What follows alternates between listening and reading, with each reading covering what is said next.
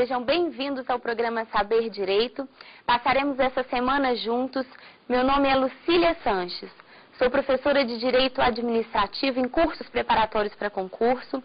Sou advogada na área de Direito Administrativo. Tenho enorme prazer de estar aqui com vocês hoje, ministrando o tema Lei 8.112/90. Lei de extrema importância para todos os servidores federais, para todos os operadores da área jurídica. E é um prazer hoje estar com vocês. O nosso primeiro tema da aula é a introdução da Lei 8.112, onde nós veremos aquela clássica divisão dos agentes públicos, a questão dos cargos, dos empregos, das funções.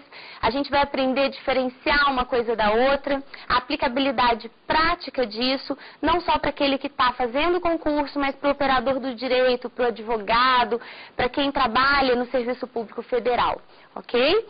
Vou apresentar para vocês os nossos alunos, sejam bem-vindos. É enorme prazer estar aqui, o Flávio, que é meu aluno, fiquei muito satisfeita com a sua presença, obrigada.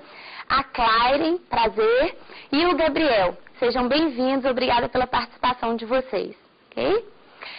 Vou informar para vocês o nosso e-mail. Nosso e-mail é saberdireito@stf.jus.br. Envie as sugestões, perguntas, dúvidas. Eu só peço que vocês identifiquem qual é o tema, identifiquem que é para mim, professora Lucília, para facilitar a questão do envio de dúvidas, a questão do envio de perguntas de vocês, ok? Então, vamos seguir o nosso tema de hoje. Sejam bem-vindos, ótimo proveito da nossa aula. E hoje a gente vai falar a respeito da introdução dessa questão dos servidores públicos. Porque quando a gente estuda a Lei 8.112 de 1990, a gente estuda especificamente o servidor público federal. Mas a gente precisa, antes de mais nada, contextualizar esse servidor. Entender onde que esse servidor se encontra em todo o quadro de pessoas físicas da administração. Por isso, agora a gente começa introduzindo com aquela noção básica de agentes públicos, para a gente chegar até o servidor e aí entender especificamente onde se enquadra a Lei 8.112 de 1990. É preciso, portanto, que a gente comece a lembrar que nós temos na administração federal pessoas jurídicas, mas principalmente pessoas físicas. E que todas as pessoas físicas da administração federal são chamadas de agentes públicos. Seja, na verdade, administração federal, estadual ou municipal, são chamadas de agentes públicos. São, portanto, agentes públicos aquelas pessoas físicas que, de forma permanente ou transitória, com remuneração, sem remuneração, estão presentes na administração, atuando para a administração, atuando para o público em geral. Daí esse nome, agentes públicos. Pessoas que atuam para o público, pessoas que atuam para a administração. Como vocês perceberam nessa ideia geral, agentes públicos é um grupo muito grande. Temos aqueles que se encontram de forma permanente, aqueles que estão de forma transitória, com remuneração, sem remuneração. Por isso a gente diz que agentes públicos é um grande grupo, é um gênero, onde nós vamos fazer algumas divisões e algumas subdivisões. Primeira divisão é a divisão em agentes políticos. Nós vamos considerar primeiro o que a gente chama de agentes políticos. Depois nós teremos a divisão em particulares em colaboração, também chamados de agentes colaboradores, e por fim, agentes administrativos ou servidores públicos, lato sensu, em sentido amplo. Antes da gente passar para essas subdivisões, é preciso que a gente tenha noção. Professora, qual a importância disso? Qual a importância de eu pegar tantas pessoas diferentes e agrupar e chamá-las de agentes públicos? Nós temos essa importância em diversos ramos do direito. Quando você vai impetrar um mandado de segurança, por exemplo, você precisa de saber se aquela pessoa é um agente público. E aí você vai identificar que ela, portanto, é uma autoridade coatora passível de um mandado de segurança. Quando você precisa verificar quem é o sujeito passivo numa ação e o sujeito ativo numa ação de improbidade, você precisa saber se aquela pessoa atuante ali faz parte do grande grupo agentes públicos. Na área criminal, por exemplo, quando você vai determinar os crimes contra a administração, os crimes praticados pelos funcionários públicos contra a administração. Você tem que saber, portanto, quem são os funcionários públicos, quem são os agentes públicos. Daí a importância de nós agruparmos tantas pessoas diferentes nessa ideia de agentes públicos, ok? Começando dentro desse grande grupo agentes públicos com os chamados agentes políticos. Esse grupo agentes políticos é um grupo bastante interessante porque é um grupo que apresenta divergência na doutrina. A doutrina divide agentes políticos, há um racha na doutrina a respeito de quem seriam esses agentes políticos. Nós temos uma primeira tese que vai dizer que agentes políticos são apenas os políticos e os seus auxiliares. E essa tese, esse grupo diz que agentes políticos são aqueles que atuam com poder político, com poder de direção do Estado. Portanto, nós teríamos aí só os políticos e os auxiliares deles. E nós temos uma segunda tese, que determina que agentes políticos não são apenas aqueles que atuam com poder político, mas também aqueles que atuam conforme a nossa Carta Política, a nossa Constituição Federal, nossa Constituição de 1988. E aí, se a gente parte do pressuposto de que agentes políticos é quem atua conforme a Constituição, nós não podemos ficar limitados aos políticos e aos seus auxiliares. A gente amplia esse grupo e traz para esse grupo também juízes e promotores. Então, nós temos duas teses, uma tese minoritária, que traz a ideia de que agente político é quem tem poder político efetivamente, e daí só os políticos e os auxiliares deles, e uma tese majoritária que determina que não, agentes políticos não é quem tem poder político, e sim quem consta na Carta Política, quem tem o seu regime jurídico na Carta Política. E aí nós temos os juízes e os promotores, além, é claro, dos políticos e dos seus auxiliares. Ok? Então, esse é um grupo dividido, ainda não temos um posicionamento muito firme jurisprudencial a respeito, mas hoje a gente pode dizer que a tese majoritária é que os agentes políticos são todos os políticos, os seus auxiliares, mas também os juízes e os promotores. E com isso a gente consegue fechar o grupo agentes políticos. Passa para essa segunda parte do grande grupo agentes públicos, chamados particulares em colaboração, ou agentes administrativos, ou desculpem, agentes colaboradores. Então esse nome particulares em colaboração, agentes colaboradores, é um nome bastante sugestivo. Por quê? Nós temos aí pessoas que colaboram com o Estado. Pessoas que vão atuar de forma amigável ao Estado. Mas não são pessoas que estão enraizadas no Estado, não são pessoas que fazem parte da estrutura organizacional da administração. Elas, em algum momento, vão se aproximar do Estado e vão participar da atuação estatal, vão colaborar com o Estado. Daí o nome particulares em colaboração, agentes colaboradores, porque são particulares, não fazem parte da estrutura do Estado, mas que em algum momento entram ali no Estado, se juntam ao Estado para colaborar com o Estado. Daí a gente perceber que é um grupo muito grande de pessoas que colaboram com o Estado, que participam, que ajudam o Estado. Nós temos pessoas que participam porque se oferecem, nós temos pessoas que participam porque são convocadas, ainda que não queiram, elas têm que participar.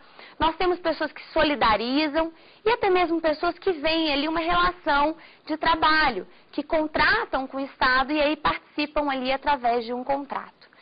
Por isso que esse grupo, agentes colaboradores ou particulares em colaboração, é um grupo que tem uma subdivisão muito grande. Porque nós colocamos aí pessoas das mais diversas relações com o Estado. Então, a gente precisa aqui fazer outra divisão. Nós vamos dividir os agentes colaboradores, os particulares colaboradores, em diversos grupos. Nós podemos colocar, portanto, quais grupos? Podemos começar falando, por exemplo, de quem a gente chama de delegados ou delegatários. Delegados ou delegatários.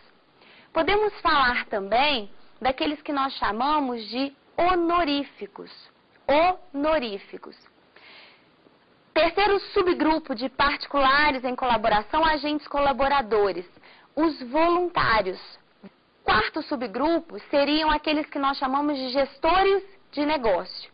E para finalizar, teríamos os credenciados. Perceba que é uma subdivisão muito grande. Nós temos diversos subgrupos dentro dos particulares em colaboração, dentro desses colaboradores. Então agora nós vamos identificar quem faz parte de cada grupo para estabelecer a relação dessas pessoas com o Estado.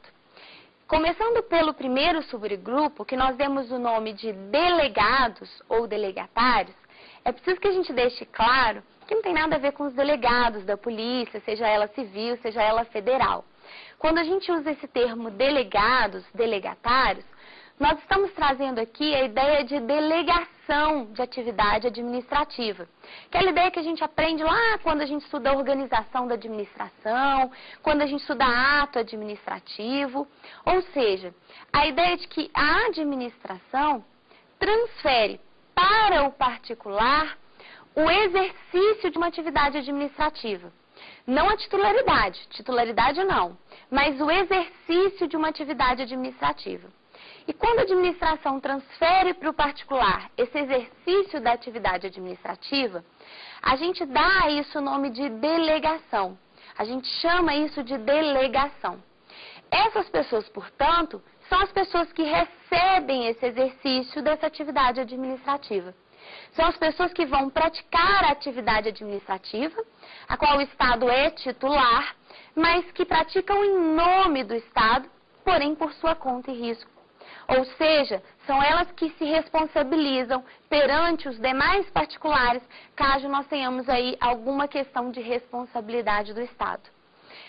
Podemos perceber que são pessoas que celebram com o Estado, às vezes, um contrato. Às vezes, são pessoas que estão ali através de um concurso público. Porque nós temos neste grupo particulares em colaboração delegados, as que nós chamamos de permissionárias, concessionárias e até autorizatárias, para parte da doutrina que entende que eles entram aí. Então, delegados, os, digamos, mais clássicos, mais famosos, são as concessionárias, as permissionárias e as autorizatárias de serviço público. Mas a gente pode colocar também nesse grupo os titulares de cartório, registro de ofício, de notas. Esses titulares de cartório também entram nessa ideia de delegados ou delegatários.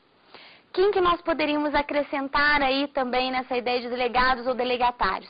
Alguns leiloeiros, alguns tradutores, que em algum momento, seja por concurso ou não, participam, colaboram com a administração pública.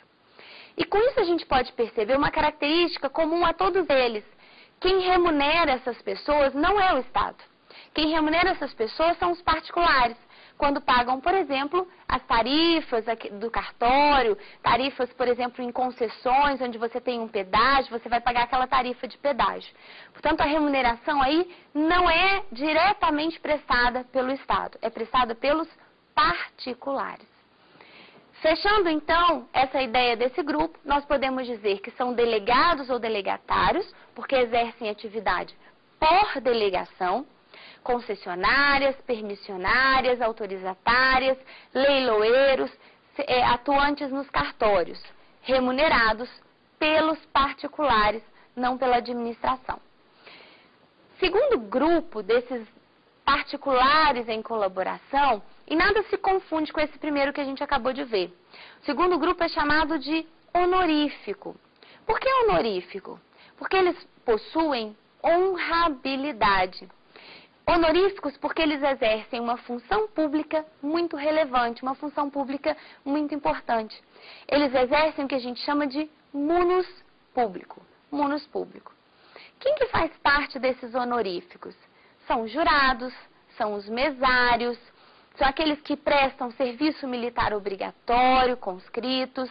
Então, são pessoas normalmente convocadas pelo Estado a prestar uma função pública muito relevante, uma função pública muito importante para o Estado.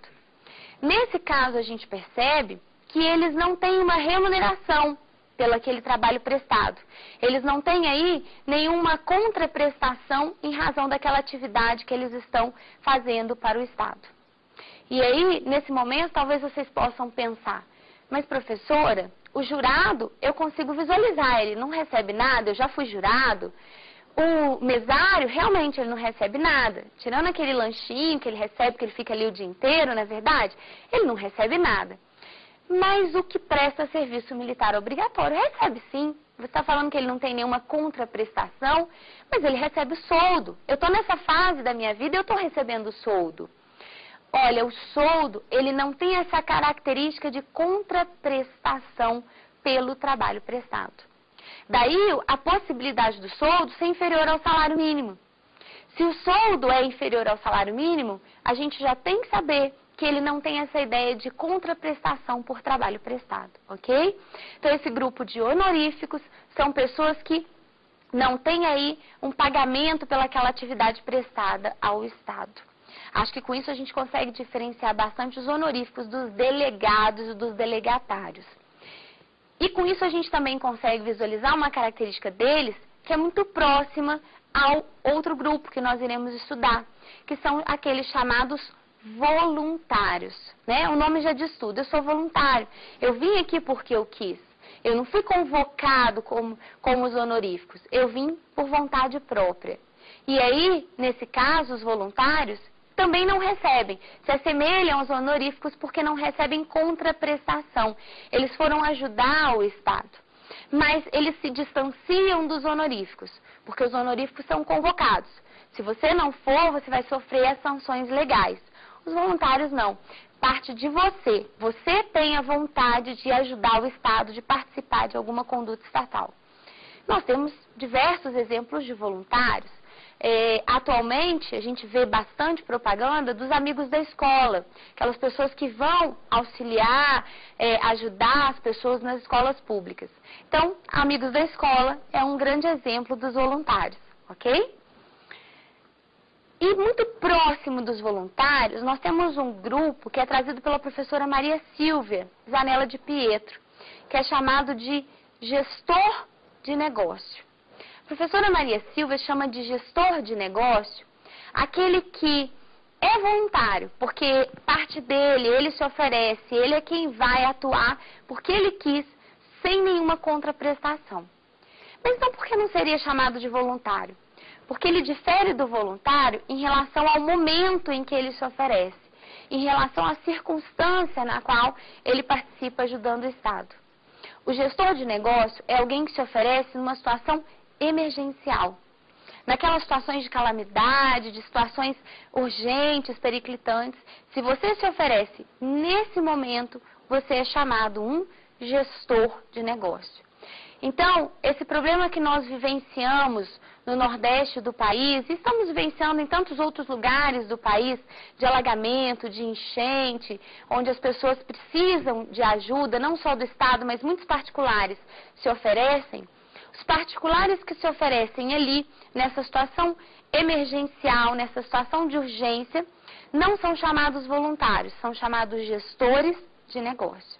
E com isso a gente consegue diferenciar o voluntário do gestor de negócio. É a circunstância, é a emergência, é a necessidade que faz a diferença dos dois. Para fechar esse grupo, particulares em colaboração ou colaboradores, o último é o que a gente chama de credenciados. O grupo dos credenciados é um grupo que é um grupo mais teórico, mais trabalhado pelos livros, mas que a gente não vivencia isso muito na prática, a gente não observa isso tanto na prática, porque na prática quem normalmente pratica a atividade deles são os próprios servidores. Professora, me clareia essa ideia desses credenciados. Ocorre que às vezes a administração credencia uma pessoa para que ela atue em nome da administração. E aí, a administração vai credenciar essa pessoa para um ato muito específico, para uma circunstância muito própria, muito específica, que normalmente seria prestada por alguém que já é servidor, por alguém que é empregado, por alguém que já ocupa algum cargo, mas que por determinada circunstância não poderia prestar. Um exemplo clássico disso é a situação dos pequenos municípios pelo país.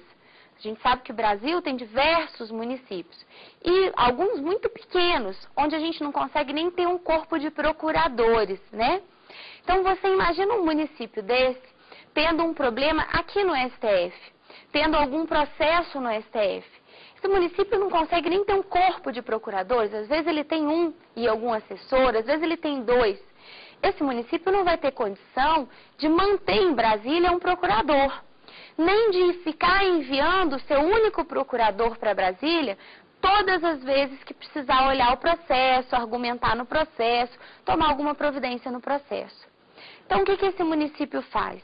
Esse município credencia alguém, algum advogado aqui em Brasília, para que esse advogado atue em nome desse município.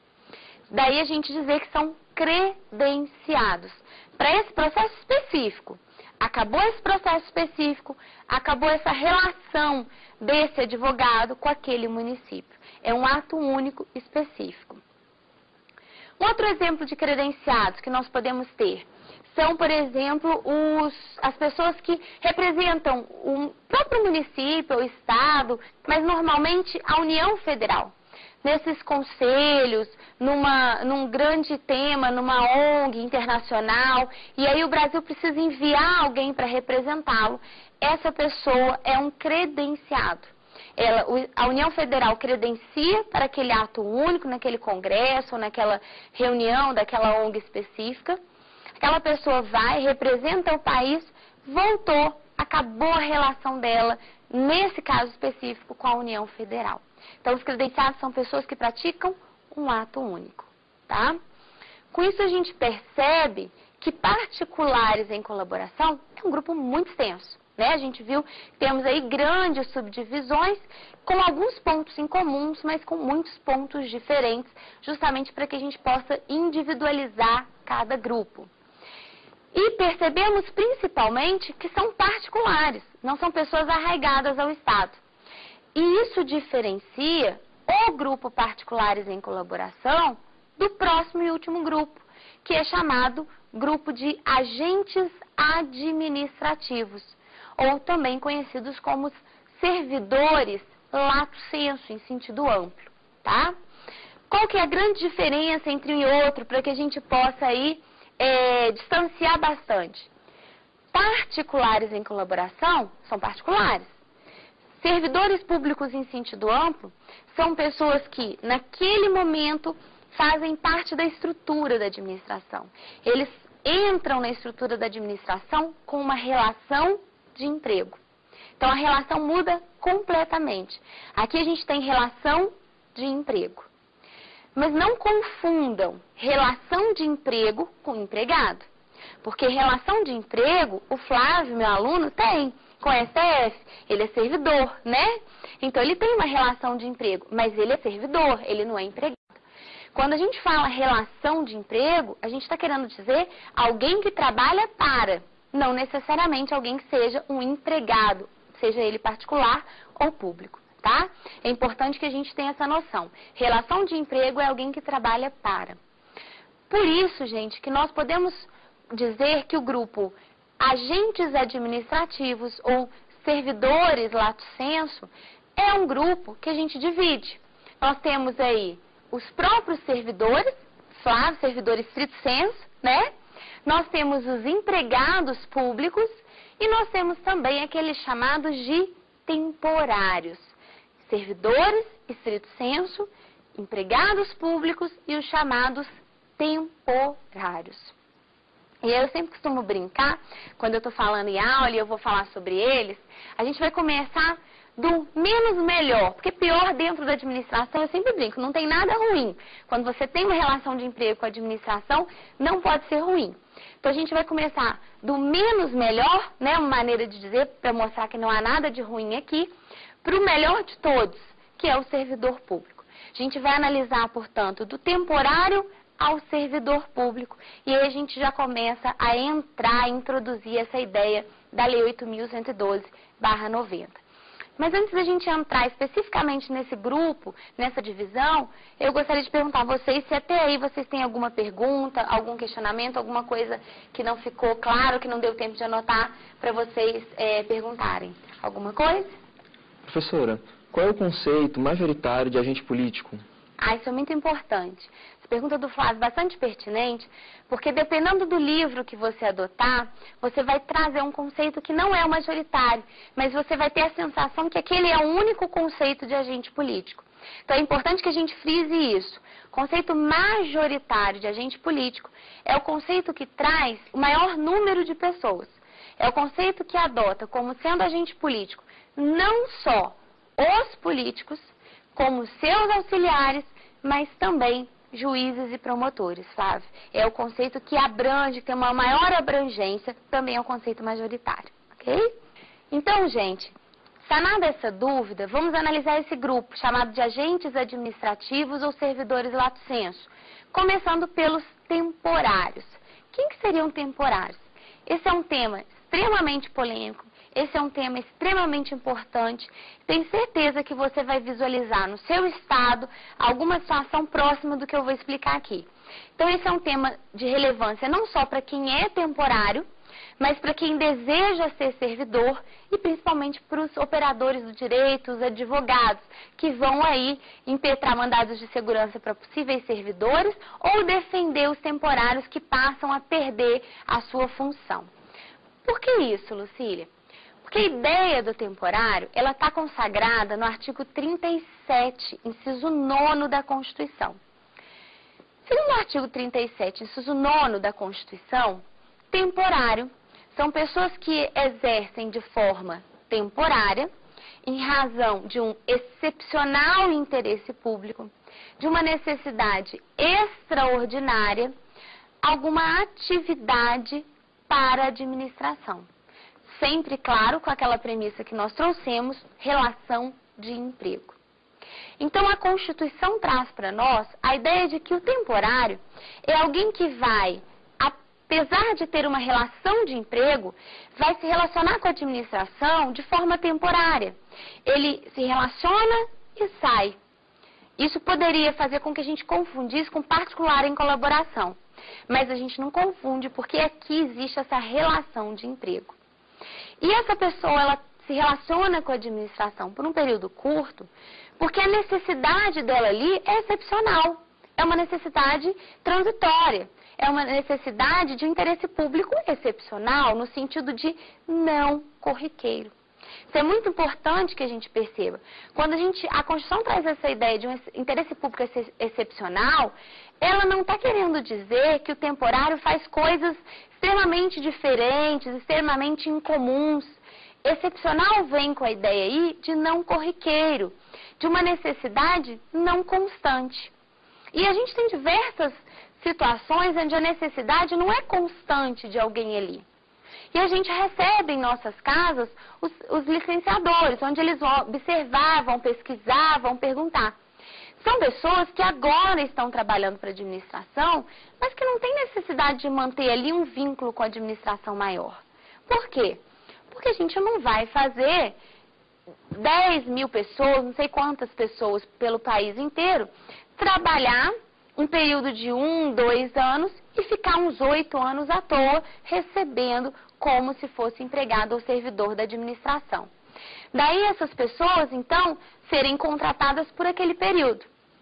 Como não é algo que eu consigo prever, ou seja, não é algo instantâneo, surgiu sem nenhuma previsão, eu devo fazer o concurso público para essas pessoas, que é a premissa da administração.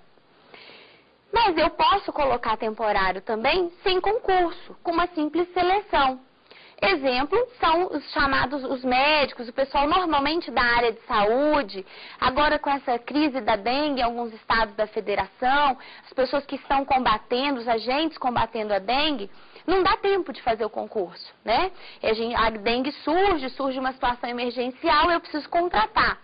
Faço uma seleção, mas não um concurso de provas e títulos, e aí eu coloco essas pessoas aí. Então, os temporários são essas. Portanto, eu não posso ter alguém que é temporário há 10 anos, há 20 anos, há 30 anos, embora exista essa circunstância, essa situação no país. Nós estamos começando a substituir esses temporários por empregados ou servidores, porque essa é a regra da Constituição, tá?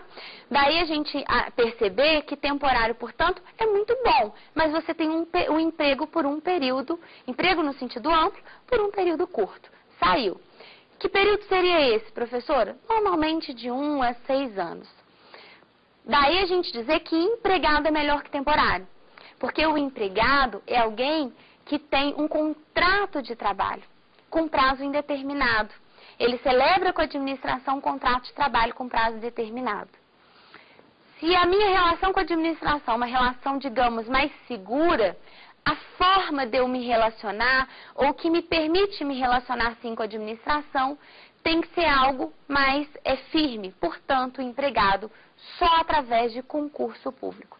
Eu não posso ter um empregado público que não tenha feito um concurso público de provas ou provas e títulos. Essas são as grandes diferenças do empregado para o temporário. Só que, como eu disse, empregado tem contrato de trabalho, com prazo indeterminado, mas é um contrato de trabalho. Daí, diferenciá-lo do servidor público, estrito sensu, que é o seu caso, né?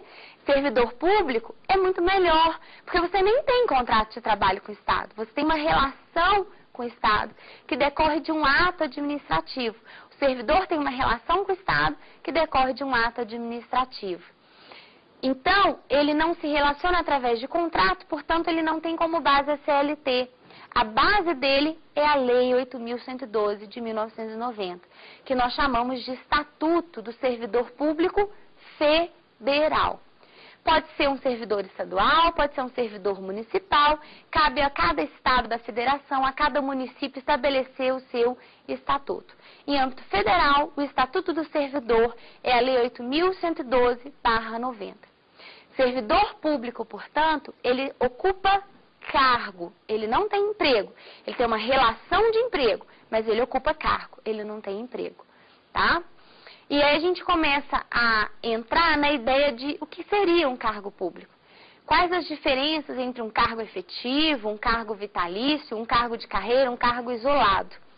Isso é muito importante, porque nós temos diversos tipos de cargo. Nós temos cargo político, que são os dos políticos, eles entram através de eleição. Nós temos os cargos transitórios, nós temos os cargos permanentes, mas a grande divisão de cargo público, a divisão mais relevante, é aquele em que a gente divide o cargo vitalício do cargo efetivo. Cargo vitalício de cargo efetivo. Qual que é essa diferença? Todos os dois cargos, vitalício ou efetivo, só são ocupados, são uma estrutura organizada na administração, paga pelos cofres públicos, mas só são ocupados através de regra concurso público. Então, para que eu ocupe tanto um cargo vitalício quanto um cargo efetivo, eu preciso, em regra, prestar concurso público.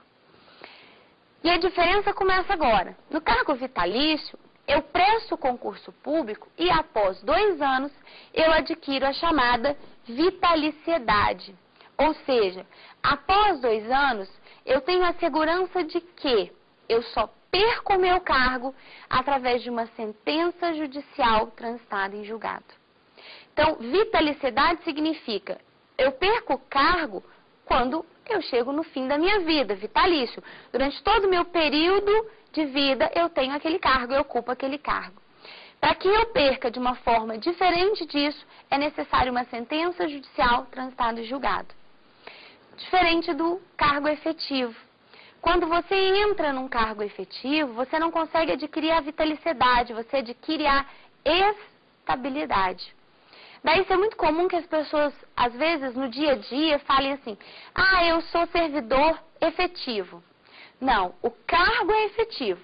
Você é um servidor que ocupa um cargo efetivo, já estável ou ainda não estável, percebe? A efetividade é do cargo, a estabilidade é da pessoa servidor, já adquiri ou não. Cargo efetivo é aquele que me dá a chance de adquirir estabilidade. E o que seria estabilidade, professora? é uma segurança muito grande de que eu não perco esse meu cargo, mas não tão grande quanto a vitaliciedade. Se na vitaliciedade eu perco por sentença judicial transitada em julgado, na estabilidade eu perco por sentença judicial transitada em julgado, mas eu perco também em razão de processo administrativo disciplinar, perco também em razão de uma má avaliação de desempenho e perco também se a administração exceder nos seus gastos com o pessoal. Então, as hipóteses de perda da estabilidade são muito mais amplas do que as hipóteses de perda da vitaliciedade. Elas são constantes do artigo 41, parágrafo 1º da Constituição Federal e do artigo 169, parágrafos 4º e 5º da Constituição Federal. São, portanto, quatro as possibilidades de perda da estabilidade. Nós falamos que adquirir, em regra, através de concurso, e que a perda são hipóteses legais, maior número ou menor número, dependendo do cargo. Mas é importante que a gente faça uma observação que existe o que a doutrina e a jurisprudência chama de aquisição excepcional de vitaliciedade e aquisição excepcional de estabilidade. A aquisição excepcional de vitaliciedade acontece com aqueles casos em que eu sou nomeado para o grande escalão. Então, nós temos aí uma vaga do ministro do Supremo, de um ministro do Supremo, onde nós vamos aguardar uma próxima nomeação. Aquela pessoa que será nomeada para ministro do Supremo, ainda que não tenha sido servidora, quando ela entra no cargo de ministro do Supremo, ela passa a ter vitaliciedade. A gente não vai parar para avaliá-la, ela já foi sabatinada. Então, ela entra como ministra do Supremo, já com vitaliciedade. É uma forma de aquisição excepcional, assim como o 5º constitucional. No caso da estabilidade, também existe aquisição excepcional, mas a aquisição excepcional da estabilidade consta do artigo 19 do ADCT, artigo 19 do Ato das Disposições Constitucionais Transitórias. E segundo o ADCT, as pessoas que já trabalhavam para a administração pública há mais de 5 anos, quando a Constituição foi promulgada e impôs o concurso público, passam a adquirir a estabilidade. Nada mais justo. Você já trabalha para a administração há mais de 5 anos. Veio uma nova ordem constitucional, impõe que é obrigatório o concurso público. Você não fez, mas você já está ali. Você passa, portanto, a adquirir a estabilidade. Você se mantém naquele cargo que você ocupa. Então, cuidado com essas duas exceções, uma para cada tipo de cargo, o vitalício e o cargo efetivo. Diferenciar do cargo vitalício do cargo efetivo é de extrema importância que a gente diferencie cargo efetivo de cargo em comissão. E aí a gente já começa a entrar na Lei 8.112, de forma ainda tímida, mas a gente já começa a trabalhar algumas ideias que estão presentes ali na Lei 8.112. A 812 fala bastante sobre o cargo efetivo e sobre o cargo em comissão. Qual que seria a diferença entre esses dois cargos? Cargo efetivo, nós já vimos, a regra é concurso público. Então, eu tenho que prestar um concurso público, depois que eu presto concurso público, eu tenho que ser nomeado. Depois que eu sou nomeado, eu me apresento para tomar posse, e aí eu começo a entrar em exercício. Depois do meu estágio probatório, eu adquiro ou não a estabilidade. O cargo em comissão, eu não tenho concurso público.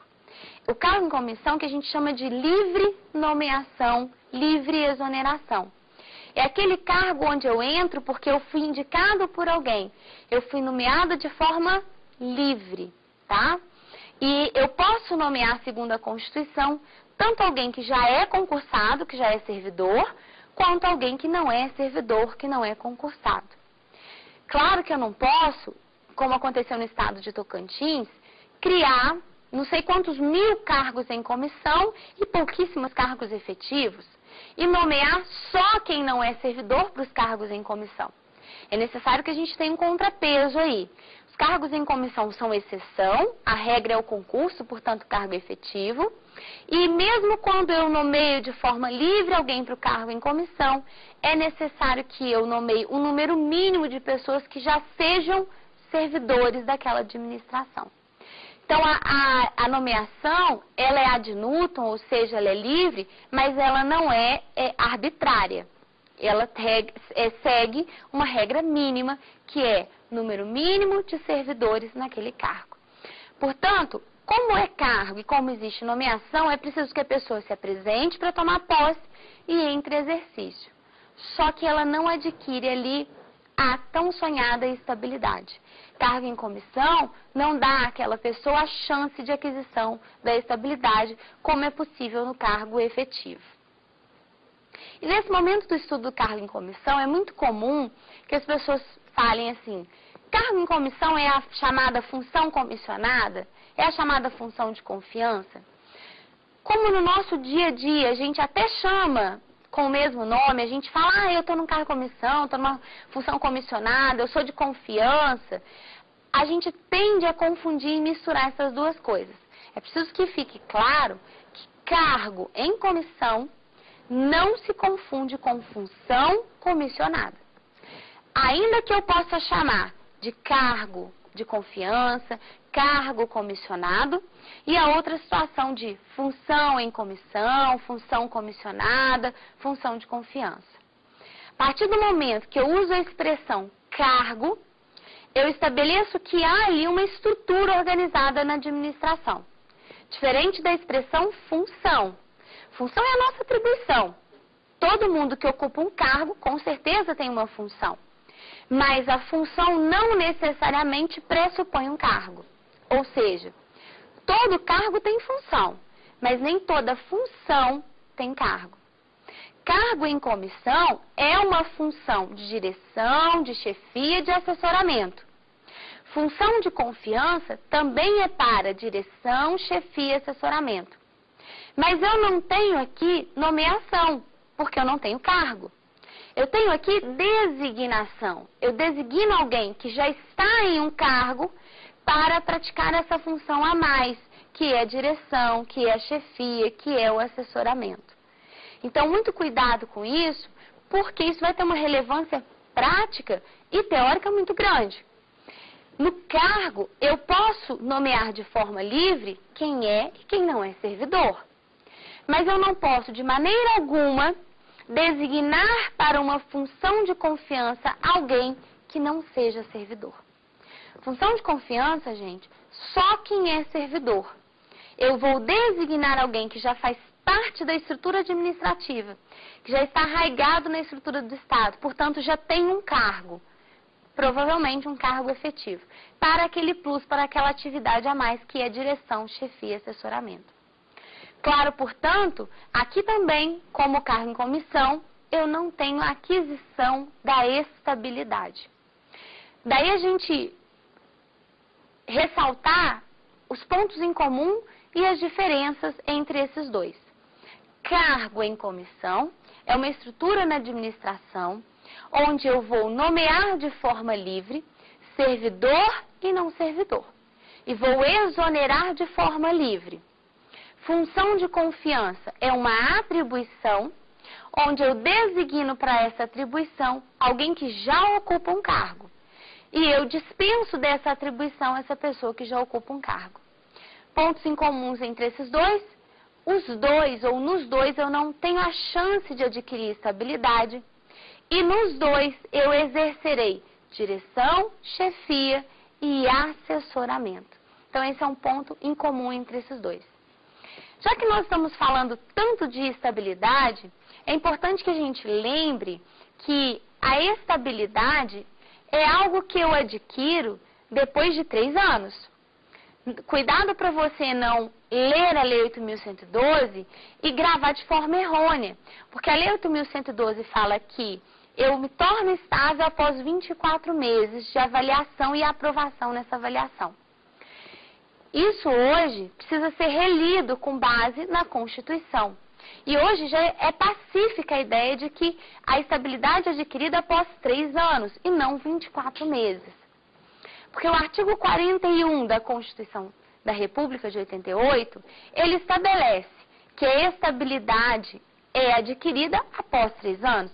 Portanto, a gente vai fazer uma releitura da Lei 8.112 e passa a entender que, em que pese lá estar escrito 24 meses, a estabilidade é adquirida após 3 anos com a aprovação nessa avaliação de desempenho que é feita para o servidor. O que não mudou é que, na verdade, eu sei o resultado dessa estabilidade 4 meses antes. 4 meses antes, ou seja, com 32 meses de serviço público, eu já sei se eu vou adquirir ou não a tão sonhada estabilidade. Mas é necessário 3 anos para que eu adquira essa estabilidade. Com isso, acho que a gente conseguiu diferenciar os pontos principais entre o servidor, o empregado, o temporário e conseguiu distinguir bastante cargo vitalício, cargo efetivo e cargo em comissão, que tem origens diferentes e, portanto, consequências jurídicas bastante diversas, inclusive na relação dessa pessoa física com o Estado.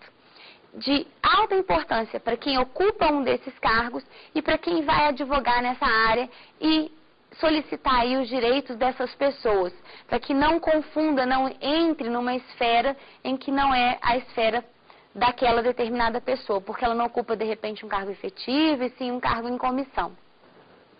É importante, nesse momento, a gente lembrar que a Lei 8.112, que é o foco central do nosso estudo, ela trabalha principalmente o cargo efetivo. É uma lei do servidor, portanto, é uma lei do cargo efetivo. Mas ela não deixa de falar, em alguns momentos, a respeito de quem ocupa um cargo em comissão, um cargo comissionado. Até porque o próprio servidor, ele pode ocupar esse cargo em comissão, esse cargo comissionado. Então, a Lei 8.112, ela vai falar sobre o cargo em comissão na medida em que o seu servidor ocupa o cargo em comissão. Para esclarecer como se dará e quais as consequências jurídicas, se é possível a acumulação dessas duas atividades, desses 2 cargos, se eu preciso abrir mão ou não preciso abrir mão. Por isso que o regime jurídico do cargo em comissão não é apenas a Lei 8.112, mas consta também da Lei 8.112. Regime jurídico do cargo em comissão vai depender do órgão onde esse cargo em comissão se apresenta, mas ele tem como base a Lei 8.112.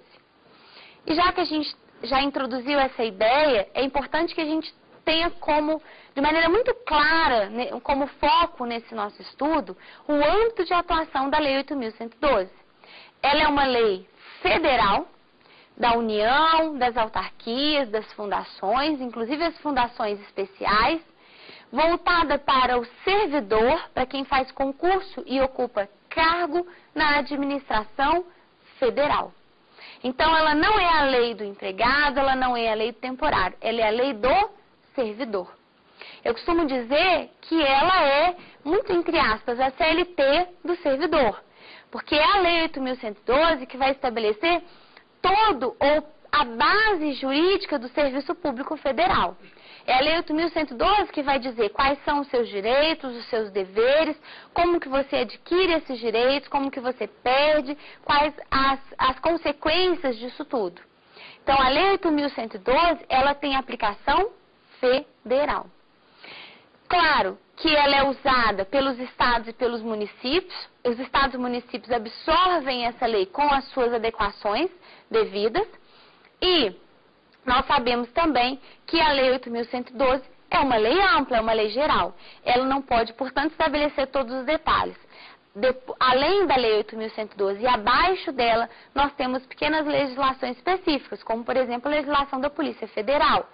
Eles trazem como base a Lei 8.112, mas eles têm a sua lei própria, onde há estabelecido ali alguns critérios próprios para eles. Com isso, a gente fecha essa nossa introdução, onde nós vimos aqui quem são as pessoas físicas que trabalham para a administração. Podemos dividir essas pessoas físicas em agentes políticos, particulares em colaboração e principalmente os agentes públicos ou servidores em sentido amplo, para que a gente percebesse a diferença entre um temporário, um empregado e um servidor. E a partir daí a gente iniciasse a ideia de cargo vitalício, cargo efetivo e cargo em comissão. E com isso a gente entendesse aonde que a Lei 8.112 se encontra no regime jurídico administrativo, no regime jurídico de direito público e principalmente o que ela vai regular dentro do regime jurídico de direito público. Muito obrigada pela participação de vocês. Espero vocês nas outras aulas da nossa semana. A segunda aula vai falar a respeito das formas de provimento, da vacância, onde a gente vai perceber a diferença disso e a diferença entre essas duas circunstâncias e o deslocamento. Aguardo vocês amanhã. Obrigada aos meus alunos, o Flávio, a Clara e o Gabriel. Aguardo vocês amanhã também. Lembre-se de anotar o nosso e-mail e enviar e-mail para a gente. Nosso e-mail é saberdireito@stf.jus.br. Lembrando que você identifica qual é o tema, qual é o professor, para facilitar o encaminhamento da pergunta. Obrigada e até a próxima.